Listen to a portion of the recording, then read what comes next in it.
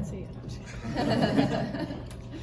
Coach, first trip to Notre Dame for this team, obviously.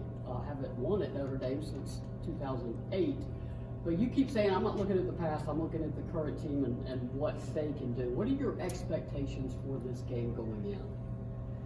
Well, I hope our team comes out and plays with poise and plays with confidence and plays with great passion and great intensity. But I'm excited to be able to see where we are, going up playing against a really good team, a tough team in a tough environment. I think it will really challenge our players, and hopefully we're ready to compete. Knowing the players, knowing that they've got a top 15 team next on the schedule and competition steps up big time, where do you think their mindset has been the last few days? I think they've been excited about the opportunity. I think that's how they look at things, and I think they were excited about our progress from game 1 to game 2. I think that was a real positive for us.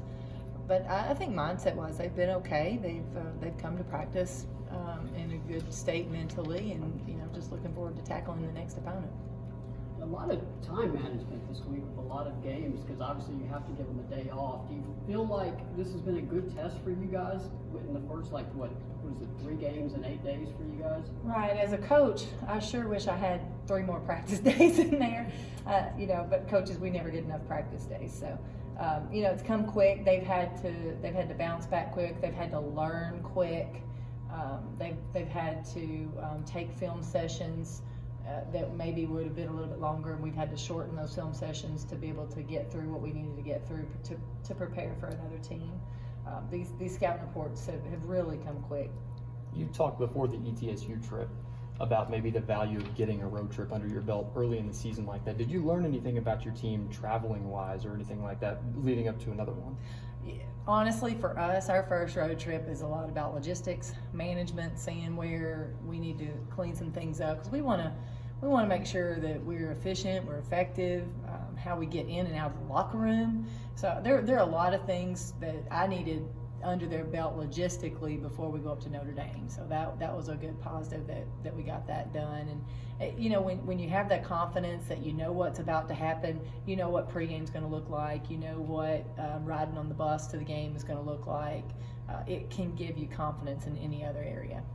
Are there a lot of differences? I mean, obviously there are differences playing home and away, but I mean, for you all to be able to have that under your belt, versus playing at home. No, there are differences, in how you handle yourself at the hotel. I mean, just having that and knowing our expectations and having done it, I think is important. Also, I thought at ETSU we played in a pretty loud and pretty tough environment, and I think that could be beneficial for us going into this game.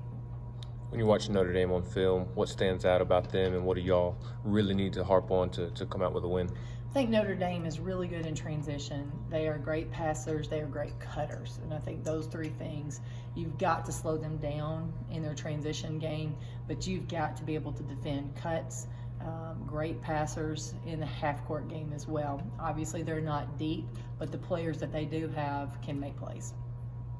Coach, in terms of tempo, do you hope to be able to push it at times on Monday night? Well, I think our pace is important to us, and when we play fast, we've been better. So yes, we want to have a good tempo on us, especially offensively. We've got to be able to slow their tempo down on the other end. They've lost every starter from last season, so obviously last year's game film doesn't particularly help. But you probably had a chance to take a look at them. Just how different are they from, say, what they did last year to how they are now? Well, they're different in the personnel, but they're doing a lot of similar things, and they're just tough. I mean, Notre Dame players, and they're just coached very tough, and they're going to be physical. They're going to do what they need to do defensively. They're going to change up their defenses. They're going to really pound you on the boards. But I think one of the things that they were known for last year was their transition offense. That hasn't changed. The personnel's changed, but they're still looking for the same things. It's not directed at any player necessarily on your team, but just basketball in general. What do you look for in a 6th man? High energy, player that's going to come in and make plays. I have had some terrific players come off the bench for me in the past. I've had all conference players come off the bench in the past. I think you've got to have somebody that's going to come in the game, give you a boost of energy when they enter the game, and they're going to be a playmaker for you. Obviously, the SEC schedule is a little far out, but with games like this at Notre Dame, are you kind of happy you have them to get your team prepared for that skid against the conference teams? Oh, absolutely. I want to play a tough schedule. I want to play teams on our schedule that are going to challenge us. You may walk out of a non-conference schedule with maybe a loss or two more than you would otherwise, but the ultimate goal is to be the best at the end, and we've got to be ready for SEC play. So we have to be playing teams that are big, strong, athletic, and can execute. After the game against Central Arkansas on Thursday, you talked about maybe Zay was a little too passive on the offensive end, passed the ball too much. Have you talked to her and even Renai about being more aggressive and taking shots tomorrow night? We have talked to all of our guards about being a little bit more aggressive when they get the ball to the paint.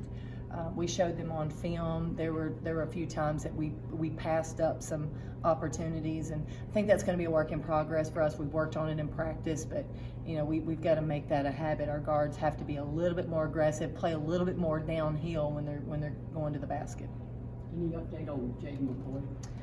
Jaden got a few reps in today, got in a few drills, but at this point it's probably going to be a game time decision. We'll see how she does in shoot around and even warm-ups. Non-Notre Dame question. Obviously, Oregon, as you probably heard, beat the national team yesterday. The last team to do that, of course, was Tennessee when Carol Lawson was a freshman in 1999. I know USA basketball was missing some star players, but it's still the U.S. national team. Just how much of an accomplishment is that for Oregon? Oh, I think that's huge for Oregon. I think it shows their competitiveness, their level of execution to be able to beat that team in November, I think is really impressive. Obviously, Oregon's ranked number one for a reason. They returned a lot of players from a great team last year, but that's a big deal. And I think it's probably really good for the Team USA as well to have that competition and maybe a jolt, and when they get their others back, hopefully that can lead them to more wins down the road for Team USA. Thanks, Coach Harper.